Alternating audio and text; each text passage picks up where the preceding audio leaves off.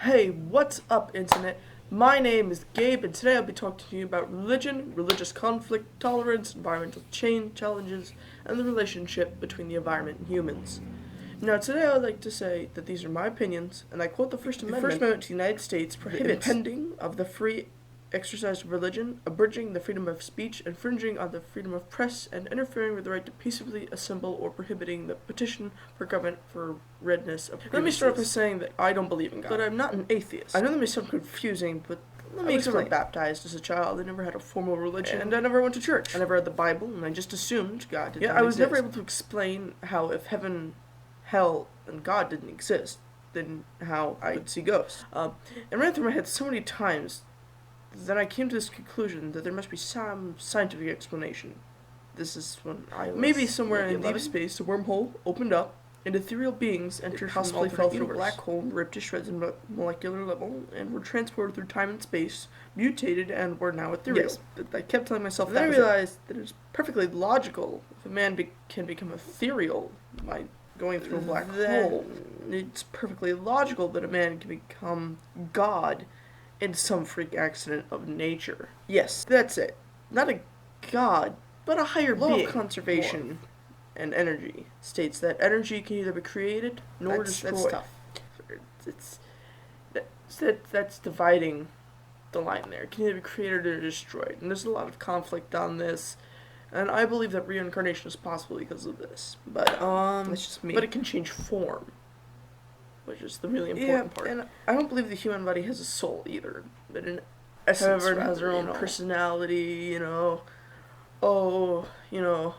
see me, I'm a fun, happy, outgoing guy. But a candle has a flame, everyone has an essence. Once that blows out, the human body dies. That's what I believe happens. You don't die, your essence is blown out.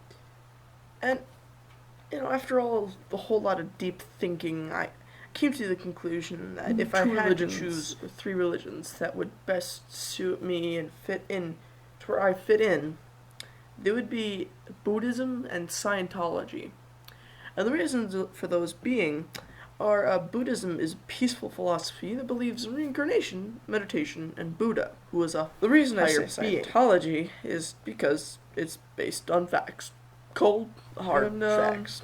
Now I think we're gonna discuss how to solve religious conflict with it. Now, to tolerate something is to allow the existence, occurrence, or practice of something that someone does not necessarily like or agree with. You don't have to like it. Just leave everyone else alone. Don't insult other religions. Simply leave them alone. Know they exist and tolerate them. Common sense. Not all people have it. Now, deep ecology is an environmental philosophy that regards human life as just one of the many equal components of a global ecosystem. This is reasonable to believe in, for me. Who's to say that I'm better than a squirrel? No one. No one to say that I'm better than a squirrel.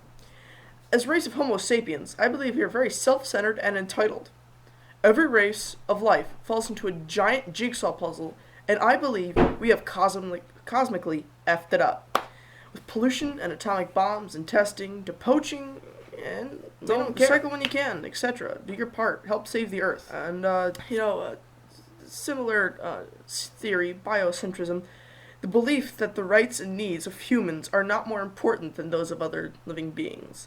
Now, this is basically the same as the last one, so, yeah, if you need to rewind. The last one we're going to discuss, I can't pronounce this, is anthropocentrism. The belief that human beings are the central and most significant species on the planet. Wow. Just wow. And I quote myself. As a race of Homo sapiens, I believe we are very self-centered and entitled. I realize race of life falls into a giant jigsaw puzzle, and I believe we have cosmically effed it up. End quote. Cornell. Sharon et al. If it doesn't directly affect you, you don't think about it. Qualitative study of young people's environmental studies and 2 environmental education research 5.1 1999-95-133. Self-centered human race. I mean, it's true. Did you ever stop to think that if a giraffe was to drink a cup of coffee, it would be cold by the time it reached its stomach? You didn't think about that. No, you didn't. You really didn't. Jacques, Peter J., Riley E. Dunlap, and Mark Freeman. The Organization of Denial.